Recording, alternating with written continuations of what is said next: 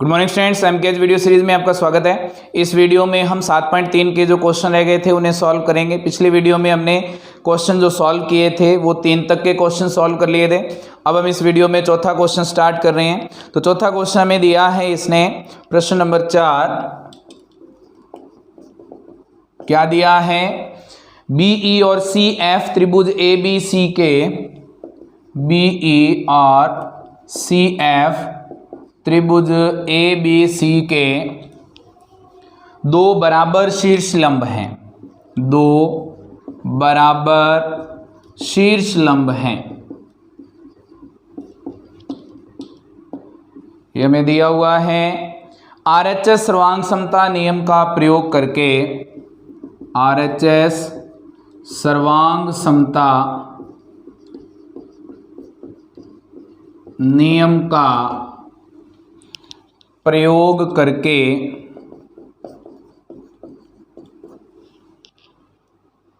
सिद्ध कीजिए कि त्रिभुज ए बी सी एक समद्विबाहु त्रिभुज है। सिद्ध कीजिए कि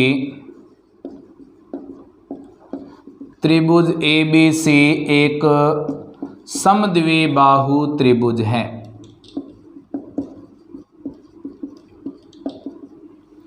तो ये हमारे पास क्वेश्चन दिया हुआ है, इसमें डायग्राम है हमारे पास। ये त्रिभुज हैं A B C, A B और सी, ये समद्विबाहु त्रिभुज हैं और सिद्ध करना है हमें। इसके लिए दो शीर्ष लंब दिए हैं, बी ई और दूसरा है हमारे पास सी एफ। ये हमें दोनों शीर्षलंब बराबर दिए हैं। हमें सिद्ध करना है कि ये त्रिभुज ए बी सी समद्विबाहु त्रिभुज है। तो समद्विबाहु त्रिभुज सिद्ध करने के लिए दिया है हमें, इसने क्या दिया है, बी ई बराबर है सी एफ के, और बी ई जो है वो लंब है ए सी पर, और जो सी एफ है वो लंब है ए बी पर। ये हमें दिया हुआ है।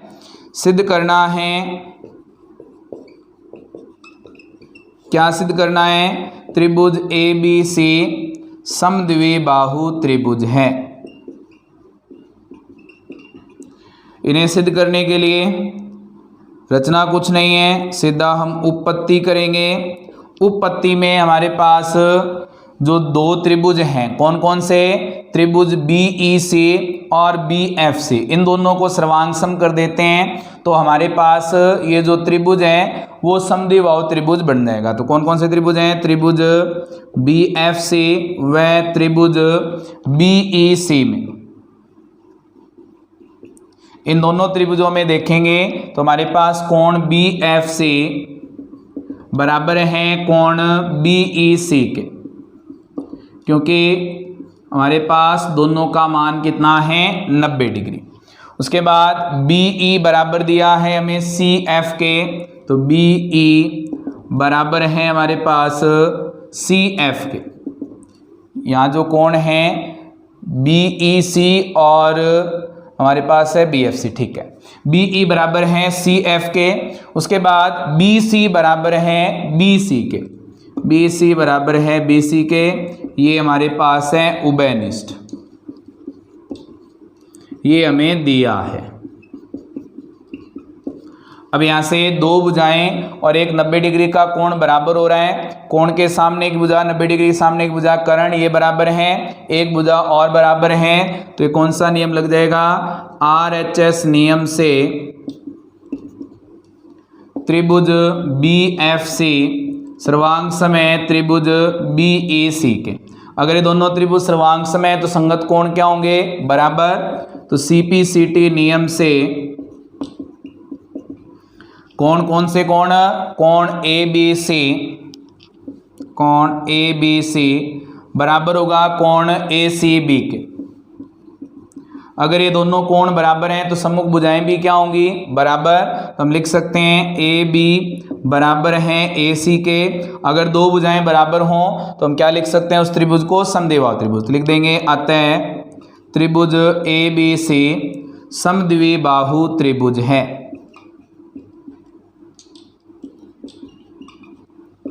उसके बाद हमारा जो चौथा प्रश्न है वो कंप्लीट हो गया। अब इसका पांचवा क्वेश्चन हम हल करेंगे। पहले हम पांचवें क्वेश्चन को लिखेंगे, ध्यान से पढ़ेंगे और उसके बाद फिर हम उसे हल करेंगे।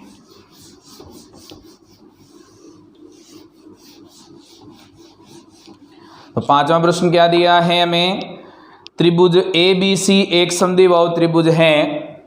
प्रश्न नंबर 5, ABC एक समद्विबाहु त्रिभुज है जिसमें AB बराबर AC है, जिसमें AB बराबर AC है। AP लंब BC खींचकर, AP लंब BC खींचकर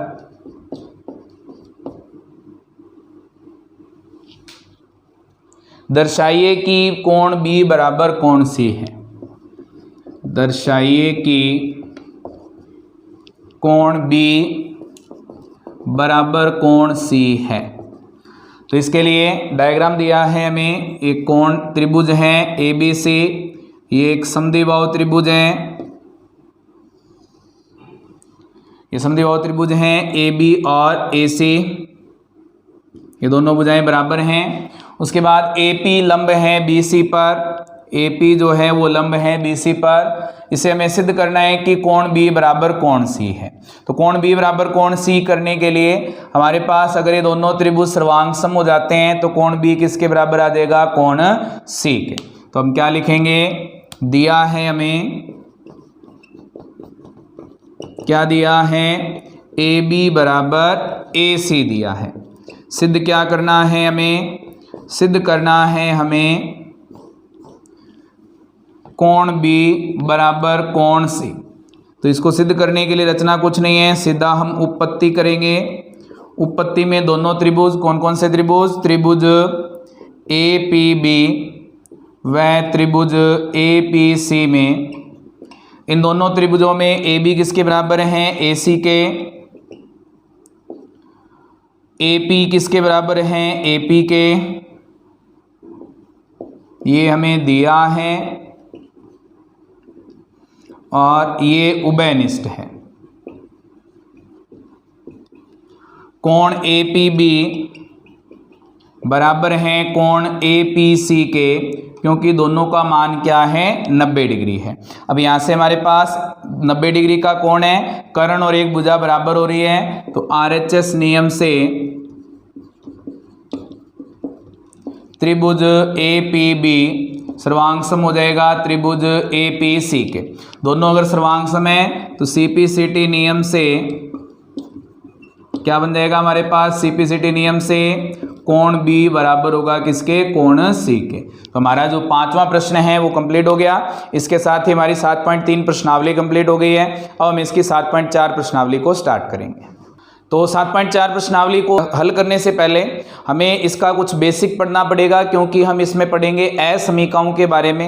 असमीकाएं क्या होती हैं, ऐसी राशियां जो आपस में बराबर नहीं हो, तो उनमें संबंध दर्शाने के लिए हम इनके बीच में एक निशान लगाते हैं, या तो बड़ा है का या छोटा है का।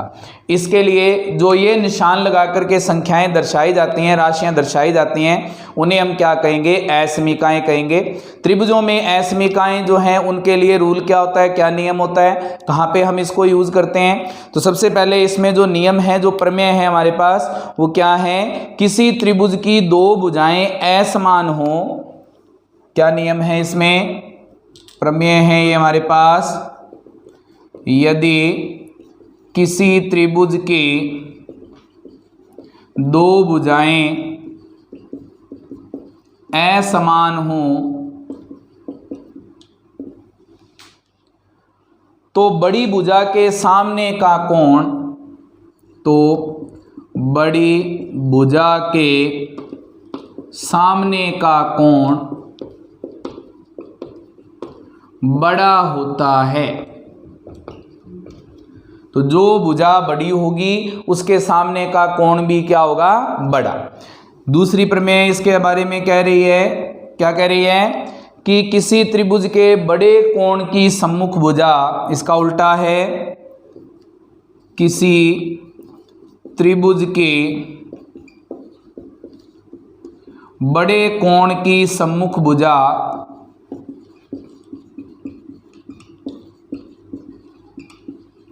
भी बड़ी होती है।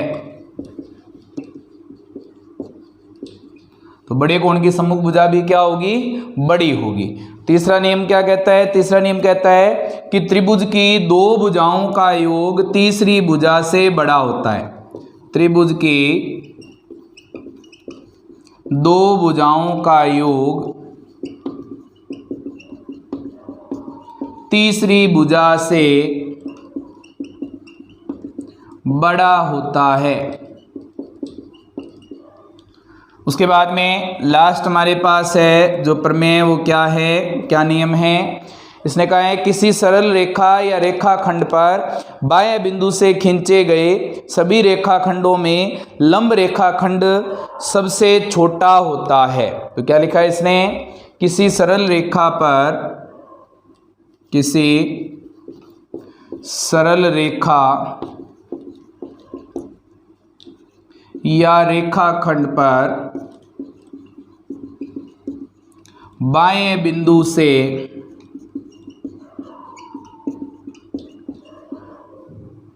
खींची गई सभी भुजाओं में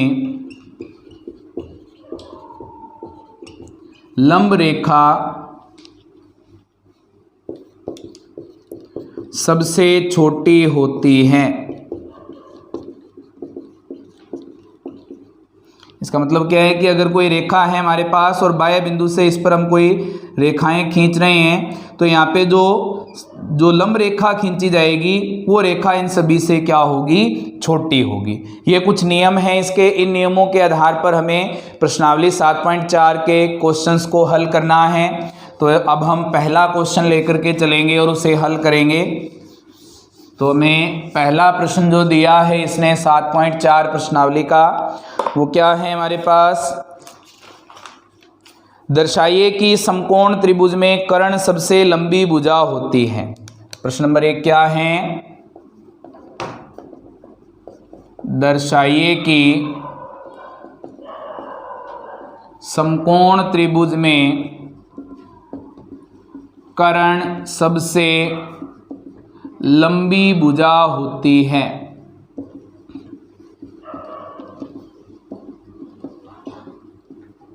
इसके लिए हमने एक समकोण त्रिभुज ले लिया। इसमें ए, बी और सी तीन हमारे पास बिंदु हैं। ये कोण है 90 डिग्री का। हमें इसके लिए सिद्ध करना है कि इसके सामने की जो भुजा है कर्ण ए सी, ये सबसे लंबी भुजा है, ये दोनों छोटी भुजाएं हैं। तो इसके लिए जो दिया है वो हमारे पास क्या दिया है? त्रिभुज, समकोण त्रिभुज ए बी सी दिया है। सिद्ध क्या करना है? सिद्ध करना है हमें कर्ण ए सी सबसे लंबी भुजा है।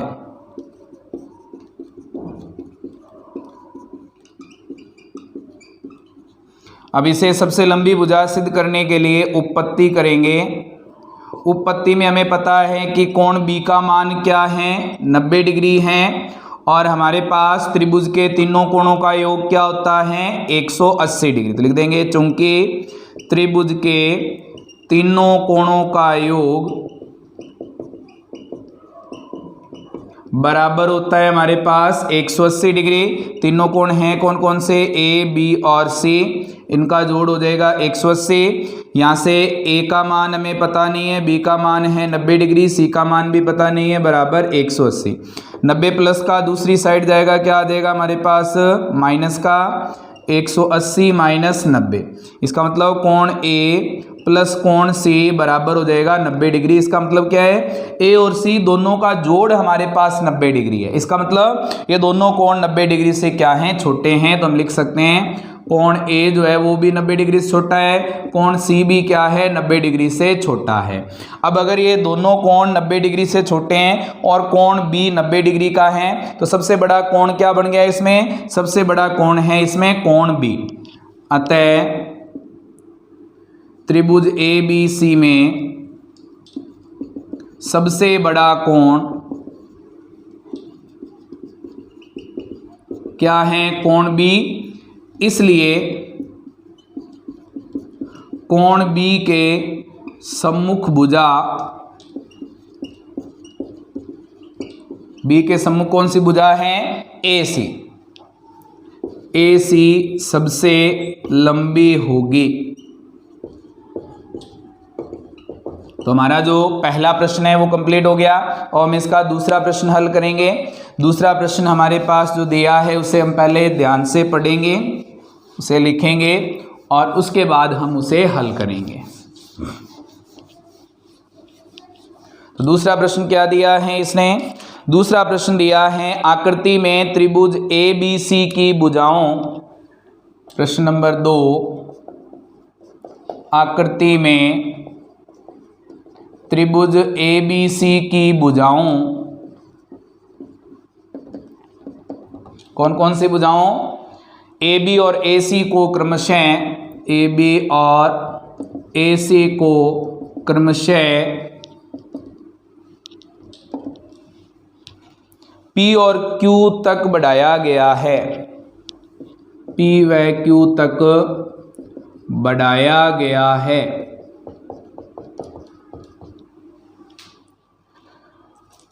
साथ ही कोण PBC, साथ ही कोण PBC छोटा है कोण QBC से, QCB से। तो हमें ये सिद्ध करना है, दर्शाइए कि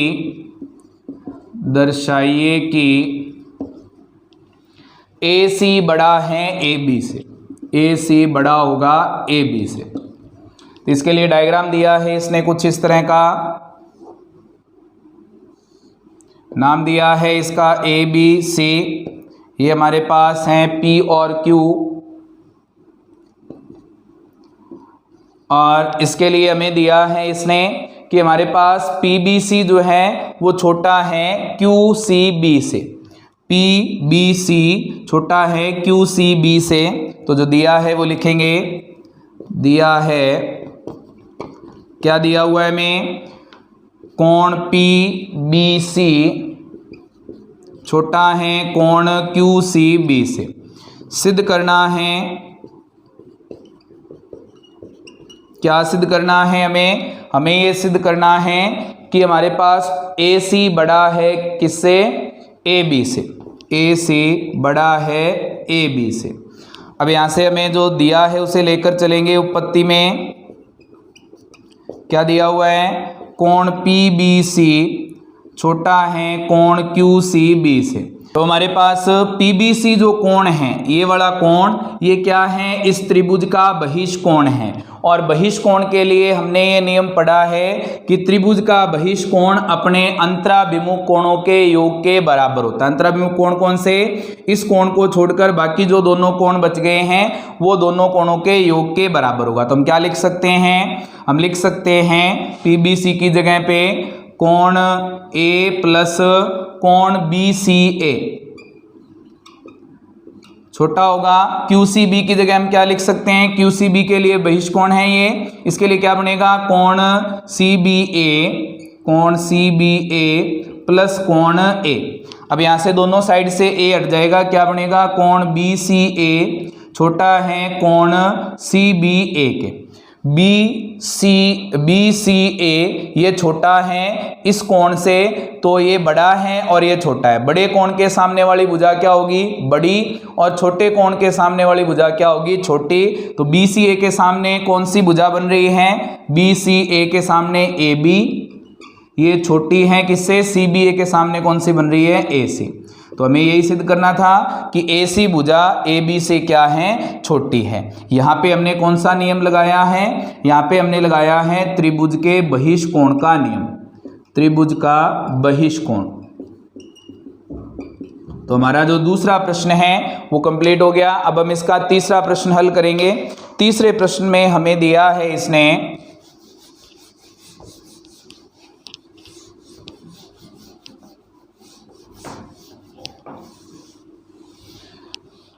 तीसरा प्रश्न है, आकृति में कोण बी छोटा है कोण ए से। प्रश्न नंबर 3, आकृति में कोण बी छोटा है कोण ए से और कोण सी छोटा है कोण डी से, और कोण सी छोटा है कोण डी से। दर्शाइए कि ए डी छोटा है बी सी से। दर्शाइए कि ए डी छोटा है बी सी से। इसके लिए डायग्राम हमें दिया है, इसने कुछ इस तरह का नाम दिया है इसका, ए बी सी और डी, और बीच में जो बिंदु हैं ये हमें दिया हुआ है ओ। तो इसके लिए जो दिया है वो लेकर चलेंगे। क्या दिया है इसने? दिया है हमें कोण बी बड़ा छोटा है कोण ए से और कोण सी छोटा है कोण डी से। सिद्ध क्या करना है? सिद्ध करना है हमें ए डी छोटा है बी सी से। तो इसको सिद्ध करने के लिए रचना कुछ नहीं है, सीधा हम उत्पत्ति करेंगे, जो दिया है उसके आधार पर चलेंगे। कोण बी छोटा है कोण ए से, तो कोण बी के सामने वाली भुजा क्या होगी? ए ओ, और कोण ए के सामने वाली भुजा क्या है? B O. तो कोण बी के सामने वाली भुजा क्या आ जाएगी? ए ओ छोटी है किससे? बी ओ से। ये बन गई समीकरण नंबर 1। उसके बाद में दूसरा हमें दिया है कोण सी छोटा है कोण डी से। कोण सी छोटा है कोण डी से। अगर ये छोटा है तो सी के सामने वाली भुजा कौन सी है? D O. छोटी है किससे? डी के सामने वाली भुजा सी ओ से। अब यहाँ से ये बन गई समीकरण 2। 1 और 2 को जोड़ देंगे, 1 + 2 से। क्या है ये है असमीका। असमीका 1 + 2 से क्या बनेगा? ए ओ प्लस डी ओ। ए ओ प्लस डी ओ छोटा होगा बी ओ प्लस सी ओ से। बी ओ प्लस सी ओ से ए ओ और डी ओ ये दोनों जुड़कर क्या बना रहे हैं? A D. छोटा है बी ओ और सी ओ, इन दोनों को जुड़कर क्या बन रहा है? B C. ये हमें सिद्ध करना था, ए डी छोटा है बी सी से। तो हमारा जो तीसरा प्रश्न है वो कंप्लीट हो गया। अब हम इसका अगला प्रश्न हल करेंगे, चौथा प्रश्न। तो चौथे प्रश्न को पहले हम ध्यान से पढ़ेंगे, उसके बाद उसे हम हल करेंगे। तो चौथे प्रश्न में दिया क्या है हमें? चौथा प्रश्न हमें दिया है इसने, ए बी और सी डी क्रमशः एक चतुर्भुज ए बी सी डी की। प्रश्न नंबर 4, ए बी और सी डी क्रमशः एक चतुर्भुज, क्रमशः एक चतुर्भुज ए बी सी डी की सबसे छोटी और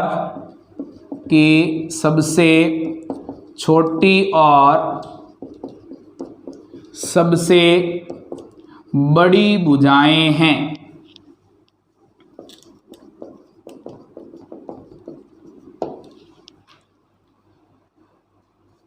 दर्शाइए कि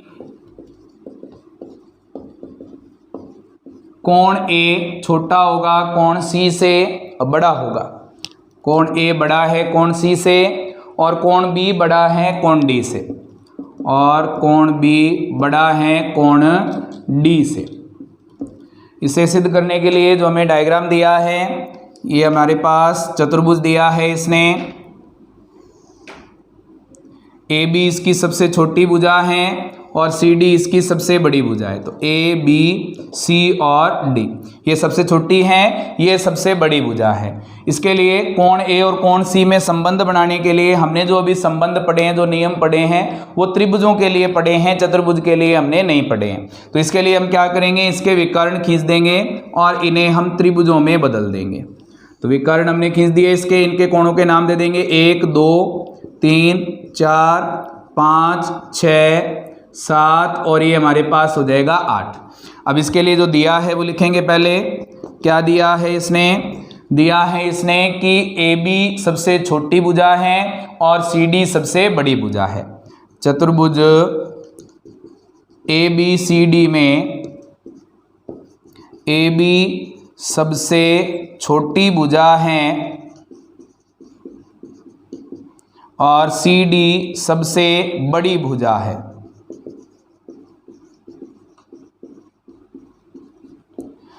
सिद्ध क्या करना है? सिद्ध करना है हमें कि हमारे पास कोण ए बड़ा है कोण सी से, और दूसरा हमें सिद्ध करना है कोण बी बड़ा है कोण डी से। इसके लिए उपपत्ति करेंगे। उपपत्ति से पहले हमने इसमें रचना की है। रचना में लिखेंगे विकर्ण। कौन कौन से विकर्ण खींचे हैं? ए सी और बी डी। ए सी व बी डी की रचना की। ए सी और बी डी की रचना करने पर हमारे पास ये कोण आ गए। अब इसके लिए उपपत्ति करेंगे। उपपत्ति में हमें कोण ए और कोण सी के बीच संबंध देखना है। तो कोण ए और कोण सी के लिए हमें पहले त्रिभुज लेना पड़ेगा ए बी सी। तो त्रिभुज ए बी सी में हमें पता है कि ए बी सबसे छोटी भुजा है, तो ए बी छोटा होगा किससे? बी सी से। अब यहाँ से ए बी के सामने कौन सा कोण है? 5। तो कोण 5 छोटा होगा किससे? कोण 1 से। ये बन गई असमीका 1। उसके बाद में त्रिभुज ए डी सी अगर लेंगे तो ए डी सी में सी डी सबसे बड़ी भुजा है। त्रिभुज ए डी सी में ADC में हमें पता है कि CD सबसे बड़ी भुजा है और AD इससे क्या होगी? छोटी होगी। तो हम लिख देंगे AD छोटी है CD से। तो AD के सामने कौन सा कोण है? कोण 6। ये छोटा होगा CD के सामने कौन सा कोण है? कोण 2। इससे ये बन गई असमीका 2। असमीका 1 और 2 को जोड़ देंगे। असमीका 1 प्लस 2 से क्या बनेगा? कोण 5 प्लस कोण 6 छोटा होगा कोण 1 प्लस कोण 2 से। कोण 5 और कोण 6 जुड़कर कौन सा कोण बना रहे हैं? कोण C। छोटा होगा कोण 1 और कोण 2 जुड़कर कौन सा कोण बना रहे हैं? कोण A से। तो हमारी जो पहली कंडीशन है वो सिद्ध हो गई। कोण A छोटा बड़ा है किससे? कोण C से। फिर हमें C और B और D में संबंध देखना है। तो B और D के लिए हमें त्रिभुज लेना है ABD। तो त्रिभुज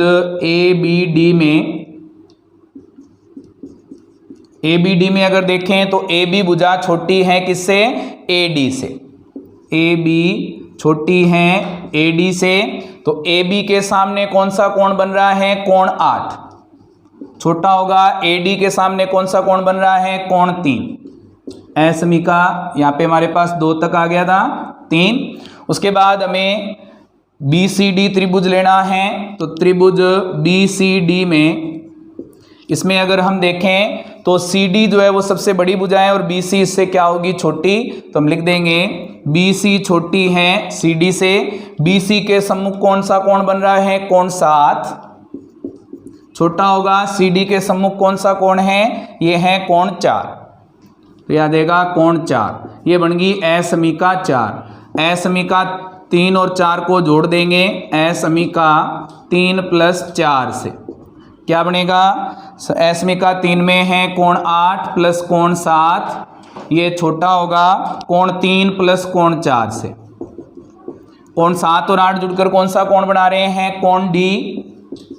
छोटा है 3 और 4 जुड़कर कौन सा कोण बना रहे हैं? कोण B। कोण B से। यही हमारी दूसरी कंडीशन थी कि कोण B बड़ा है कोण D से। तो कोण B बड़ा आ रहा है किससे? कोण D से। तो हमारा जो चौथा प्रश्न है वो कंप्लीट हो गया। अब हम इसका 5वां प्रश्न हल करेंगे। 5वें प्रश्न को हम ध्यान से पढ़ेंगे, उसके बाद हम उसका हल करेंगे।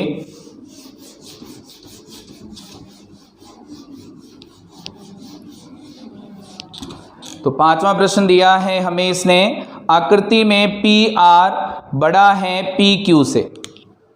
तो प्रश्न नंबर 5 दिया है आकृति में PR बड़ा है किससे? PQ से।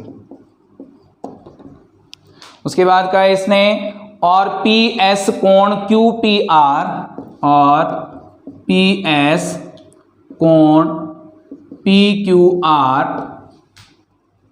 क्यू पी आर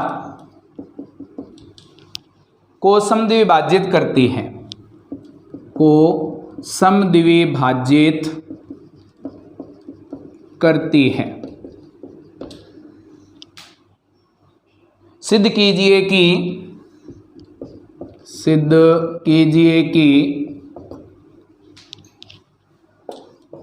पहला पॉइंट क्या दिया है इसने, पॉइंट नहीं है इसमें, सीधा दिया है पी एस आर बड़ा है पी एस क्यू के, कोण पी एस आर बड़ा है कोण पी एस क्यू से। तो इसको सिद्ध करने के लिए जो डायग्राम दिया है वो है हमारे पास कुछ इस तरह का डायग्राम हमें दिया है, ये त्रिभुज और इसमें हमें नाम दिया है पी क्यू और आर, ये हमारे पास है एस। ये जो पी एस है वो कोण क्यू पी आर को क्या करती है, समद्विभाजित, कोण 1 और कोण 2 नाम दे देंगे, यानी कि कोण 1 बराबर दिया है कोण 2 के। तो दिया है वो लिखेंगे, दिया क्या है इसने दिया है कोण 1 बराबर है कोण 2 के और पी आर बड़ा है किससे, पी क्यू से। सिद्ध क्या करना है, सिद्ध करना है हमें कोण पी एस आर बड़ा होगा कोण पी एस क्यू से। अब यहां से हमें रचना कुछ नहीं करनी है, सीधा हम उपपत्ति करेंगे। उपपत्ति में हमें दिया है इसने पी आर बड़ा है पी क्यू से, तो पी आर के सम्मुख कौन सा कोण बन रहा है, पी क्यू आर, कोण पी क्यू आर, और ये बड़ा होगा पी क्यू से। पी क्यू के लिए कौन सा कोण बन रहा है, पी आर क्यू, कोण पी आर क्यू। यहां से पी क्यू आर और पी आर क्यू दोनों में 1 जोड़ देंगे, कोण 1 दोनों तरफ जोड़ने पर क्या बन जाएगा हमारे पास, कोण पी क्यू आर प्लस कोण 1 बड़ा होगा कोण पी आर क्यू प्लस कोण 1 के। कोण 1 की जगह हम क्या रख सकते हैं, कोण 2, तो क्या बन जाएगा कोण पी क्यू आर प्लस कोण 1, ये बड़ा होगा कोण पी आर क्यू प्लस कोण 2 के। अब पी क्यू आर प्लस कोण 1 ये दोनों का जोड़ किसके बराबर होगा, इसके बहिष कोण यानी कि पी एस आर के। यहाँ पे क्या आ जाएगा, कोण पी एस आर बड़ा होगा पी आर क्यू और 2 का जोड़ क्या बन रहा है, पी एस क्यू के, इसके बहिष कोण के, तो पी एस क्यू। ये हमें सिद्ध करना था कि पी एस आर बड़ा है किससे, पी एस क्यू से। ये हमारा सिद्ध हो गया। यहाँ पे सिद्ध कैसे हुआ, बहिष कोण नियम से, बहिष कोण नियम से। तो हमारा जो 5वां प्रश्न है वो कंप्लीट हो गया। अब लास्ट क्वेश्चन रहा है हमारा 6ठा क्वेश्चन, उसे हम हल करेंगे। तो 6ठे क्वेश्चन को हम पहले ध्यान से पढ़ेंगे, उसके बाद उसे हल करेंगे। तो 6ठा क्वेश्चन हमें दिया है इसने, दर्शाइए कि किसी रेखा पर, प्रश्न नंबर 6, दर्शाइए कि किसी रेखा पर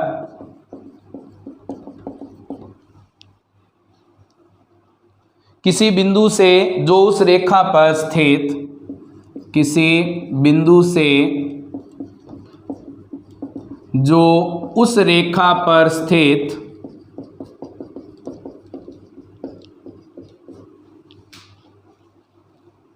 नहीं है, जितने रेखाखंड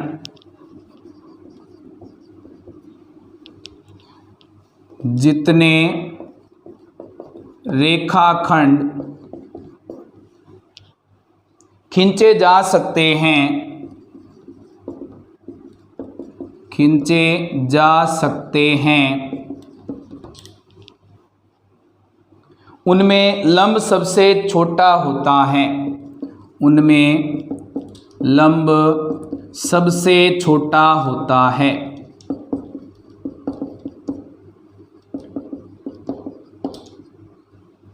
तो हमारे पास दिया है इसने कि कोई एक रेखा है, इस पर हमने किसी बाह्य बिंदु से इस पर कुछ रेखाएं खींचनी हैं, तो इसमें हमारे पास जो लंब रेखा है वो सबसे छोटी रेखा है, इसे हमें सिद्ध करना है। तो इसके लिए हम नाम दे देंगे, इसके ऊपर वाले का नाम दे दिया हमने O बिंदु, ये L है और ये हमारे पास M है। तो हमें क्या सिद्ध करना है कि हमारे पास जो लंब है वो सबसे छोटी भुजा है। तो सबसे छोटी भुजा के लिए हम अगर ये सिद्ध कर देते हैं कि ये कोण सबसे बड़ा है, तो ये कोण सबसे बड़ा होगा तो ये भुजा क्या हो जाएगी, सबसे बड़ी होगी इस त्रिभुज के अंदर। और ये अगर सबसे बड़ी होगी तो ये जो भुजा है वो इन सभी से क्या हो जाएगी, छोटी। तो इसके लिए हमारे पास दिया है, इसने क्या दिया है, इसको नाम दे देते हैं n। तो MN या NM एक रेखा दी है जिस पर बाह्य बिंदु O से रेखाएं या रेखाखंड OL व OM खींचे हैं। सिद्ध क्या करना है, हमें सिद्ध करना है हमें कि जो OM है वो बड़ा है किससे, OL से। तो इसे सिद्ध करने के लिए रचना कुछ नहीं है, सीधा हम उपपत्ति करेंगे। उपपत्ति में हमें पता है कि जो कोण L है वो क्या है, 90 डिग्री का है। कोण L अगर 90 डिग्री का है तो हमारे पास त्रिभुज के तीनों कोणों का योग क्या होता है, चूंकि त्रिभुज के तीनों कोणों का योग क्या होगा, तीनों कोणों का योग 180 डिग्री। तीनों कोण हैं कौन कौन से, कोण O प्लस कोण L प्लस कोण M बराबर कितना हो जाएगा, 180 डिग्री। कोण O का मान हमें पता नहीं है, कोण L का मान है 90 डिग्री और हमारे पास कोण M का मान भी पता नहीं है, बराबर में क्या आ जाएगा, 180। 90 प्लस के दूसरी साइड जाएंगे, क्या हो जाएंगे, माइनस के। 180 में से 90 घटेंगे, कितने बच जाएंगे हमारे पास, ये आ जाएंगे 90 डिग्री। अब यहाँ से अगर हम देखें तो कोण L क्या है, सबसे बड़ा कोण है, क्योंकि कोण O ये भी छोटा होगा 90 से और कोण M ये भी क्या होगा, कोण 90 डिग्री से छोटा होगा। अगर ये दोनों कोण छोटे हैं तो कोण L क्या है, सबसे बड़ा कोण है। अतः कोण L सबसे बड़ा कोण है और कोण L अगर सबसे बड़ा कोण है तो इसके लिए जो इस बिंदु से जितनी भी रेखाएं खींची जाएंगी वो सारी क्या होंगी, इस रेखा से बड़ी होंगी। तो हम लिख देंगे कोण L बड़ा है किससे, कोण M से। अगर कोण L कोण M से बड़ा है तो कोण L के सामने वाली भुजा क्या है, OM बड़ा होगा कोण M के सामने वाली भुजा क्या है, OL से। तो ये हमारी जो छठी क्वेश्चन है वो कंप्लीट हो गया है। इसके साथ ही हमारी जो 7वीं प्रश्नावली है वो कंप्लीट हो गई है। उम्मीद करते हैं आपको ये वीडियो पसंद आई होगी। फिर भी कोई प्रॉब्लम हो तो आप चैट बॉक्स में लिख करके बता सकते हैं। Thank you students.